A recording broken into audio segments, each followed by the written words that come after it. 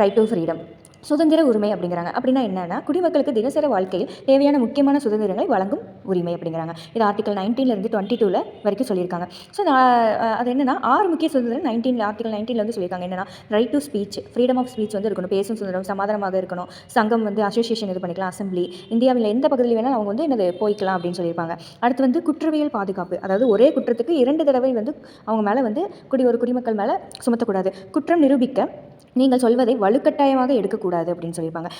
அடுத்து உயிர் மற்றும் தனிநபர் சுதந்திரம், இது மிக முக்கியமான உரிமை அப்படின்னு சொல்கிறாங்க. அதாவது உயிர் பாதுகாப்பு, privacy, dignity, clean environment, education, இதெல்லாம் இந்த ஆர்டிகல் 21ல வந்து சொல்லியிருப்பாங்க. இது இம்பார்ட்டண்ட்டான ஒரு ஆர்டிகல்னு சொல்லுவாங்க, ஆர்டிகல் 21.